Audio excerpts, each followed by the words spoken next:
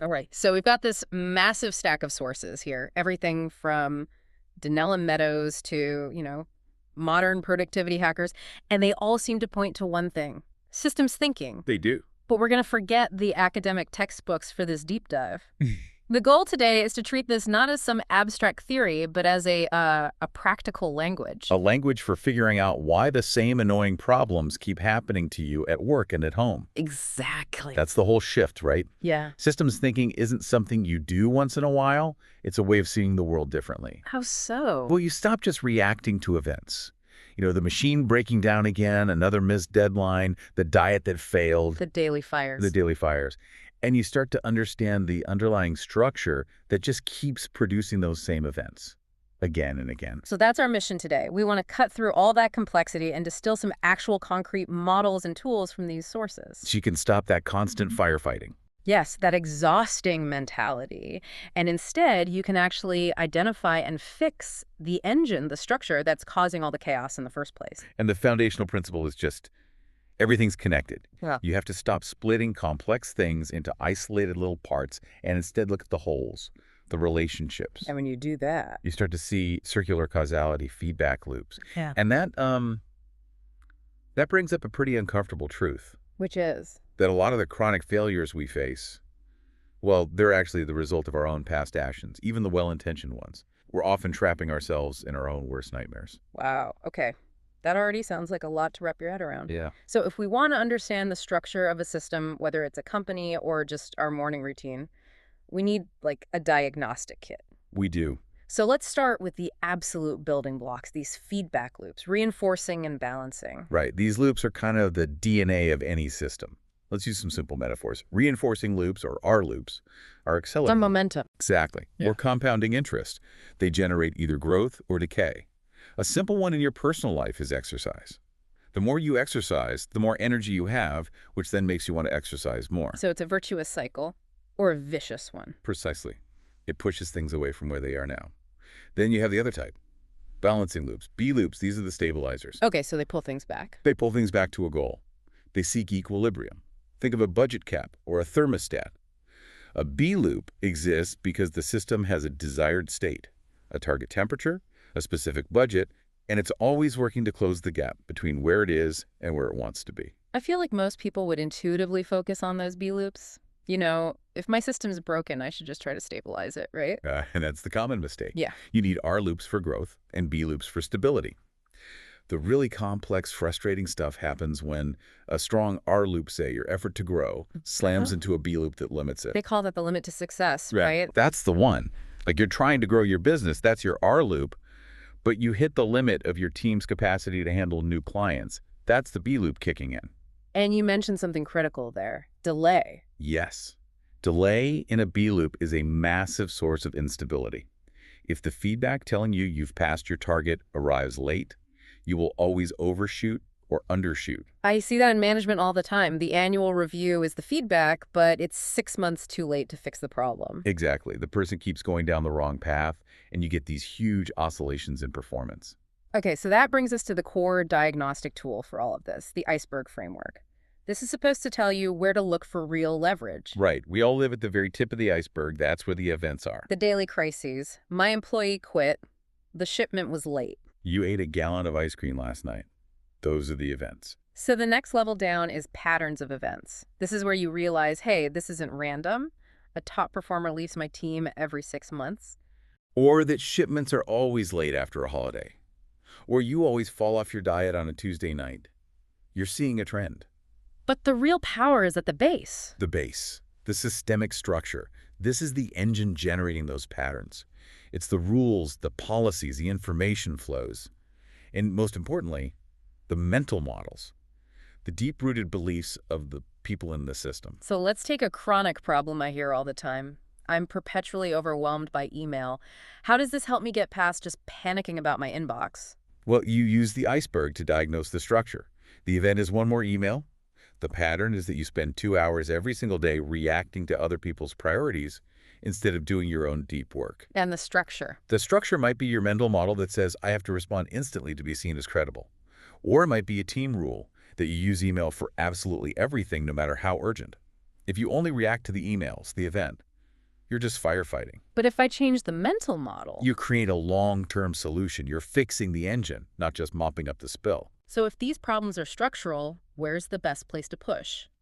This brings us to Donella Meadows and her idea of leverage points. Right. These are places in a system where just a small shift can create a huge change in behavior. But the sources stress that these points are often Deeply counterintuitive. Wow. People usually spot the right leverage point, but then they push it in the completely wrong direction. Why? Because we tend to push on the things that are most visible and easiest to measure, and those are almost always low leverage points. Jay Forrester, the founder of this whole field, he had some really stunning examples of this kind of backward intuition, didn't he? Oh, absolutely. His global systems model, which was trying to tackle huge problems like poverty and environmental collapse, the model clearly identified growth as the main leverage point. Okay, so grow faster. See? That's the intuitive push. But the model suggested the exact opposite. It said the world needed slower, more managed growth, because the very structure of the system was generating those problems by pursuing unchecked growth as its highest goal. That is a radical idea, especially when you think about how most businesses operate on quarterly growth targets. It is. Or look at his work on urban dynamics. His model showed that subsidized low-income housing was a leverage point. But again, counterintuitively, it suggested that having less of it would ultimately lead to a healthier city. That must have gone over well. It was derided at first, but years later, you saw cities all over the world tearing down those exact kinds of high-density housing projects. The model saw something the policymakers didn't. So let's talk about where we waste all our energy. Meadows has a whole hierarchy, and at the very bottom, the least effective place. His parameters, the constants, the numbers. This is where 99% of meeting time goes, isn't it? It is.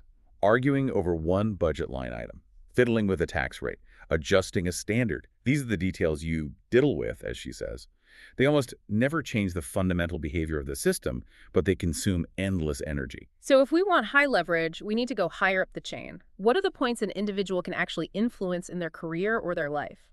The two highest that are really applicable to you are the goals of the system, and even higher, the mindset or paradigm that holds it all together. Okay, let's start with the goal. How is changing the goal different from just fiddling with a parameter? Parameters are how you try to achieve the goal. Yeah. The goal is what you're trying to achieve in the first place. Yeah. Imagine shifting a team's goal from maximum quarterly output to long-term customer retention. Okay. That single change in the objective automatically realigns everything else. The policies, the metrics, the rewards. You don't have to argue about cutting corners anymore. The goal itself makes that behavior obsolete. But wait a second, how is that different from changing the paradigm? I mean, doesn't your deep belief, your paradigm dictate what the goal is going to be? Now you're seeing the structure. Yes. The mindset or paradigm is the great unstated assumption. It's the deepest belief about how the world works, and it's even more powerful than the stated goal. Can you give an example? Sure. Your goal might be profit. Your paradigm might be growth is always good. If you change the goal to, say, long-term sustainability, that's great. But if your deep-seated paradigm that growth is good, no matter the cost, is still there. The system will just drift back to the old behavior. Inevitably. So if I want to make a real change in my career, focusing on a parameter like a salary negotiation is pretty low leverage. Right. Focusing on my goal, maybe shifting from seeking money to seeking mastery, that's high leverage. But focusing on my mindset, my fundamental belief about what success even is, that's the ultimate leverage point. Absolutely. Paradigms are the source of systems. From them come the goals, the structure, the rules. If you want profound change, you have to start there. Yeah. You have to challenge your deepest beliefs. Which brings us to how we actually do that. If Yeah. the biggest leverage point for any of us is changing our internal structure, our mindset, what are the daily tools we can use to make that happen? Right. So we're shifting from diagnosis to internal system design. The first tool is Socratic questioning. It's a methodical way to constantly assess your own beliefs. The goal isn't to prove yourself right. No, the goal is to see your errors as opportunities. Opportunities to sharpen your own internal structure. And there are 6 steps to this process. Yes, and they're designed to stop you from solving problems based on, faulty assumptions. First, you just clarify your thinking. Ask yourself, why do I actually think this is true? Step 2 is to challenge your assumptions. How do I know this is true? Where did I even learn this? Then you move to evidence. How can I back this up? What data do I have? And this is a big one. You have to consider alternative perspectives. Right. What would someone else think, and why might they be right? Then comes the crucial one, right? Examine the consequences. Yes, what if I am fundamentally wrong about this? And finally, you question the original question itself. After all this, what can I conclude about my own reasoning process? That fifth step, what if I am wrong? That seems brutal. Can you give me an example of how that changes a common decision? Of course. So many people operate under the belief, the paradigm, that I must always appear busy to be valued at work. Sure, I see that everywhere. Okay, so subject that to Socratic questioning. Ask, what if I'm wrong? What's the implication? Well, the implication is that you are actively sabotaging your own focus and productivity just to fulfill an outdated mental model of what good work looks like. And once you see that, The structure changes instantly Yeah. because you see your old assumption as destructive. okay, so once you've clarified your beliefs, you might have a whole bunch of high-impact options. How do you choose? That's where the ICE model comes in, right? Impact, confidence, effort. It's a fantastic, fast prioritization tool. You take your options and you score them on a simple 1 to 10 scale across 3 things. First, the positive impact it will have. High impact, high score. Right. Second, your confidence that it will actually succeed if you do it. And third, the effort required. But you score this one inversely. So a 10 means very little effort, and a 1 means a massive effort. And then you just average the scores. It forces you to weigh not just ambition, but also feasibility and certainty. I like that. And for daily productivity, for removing that friction, we have to talk about the Ivy Lee method. It's so simple, but it's pure systems thinking. This is all about designing your workday to eliminate the chaos of just starting. Exactly. At the end of your workday, you write down the 6 most important things for tomorrow. Only 6. Then you prioritize them, 1 to 6. And when you start the next day. You work on task number 1, only number 1.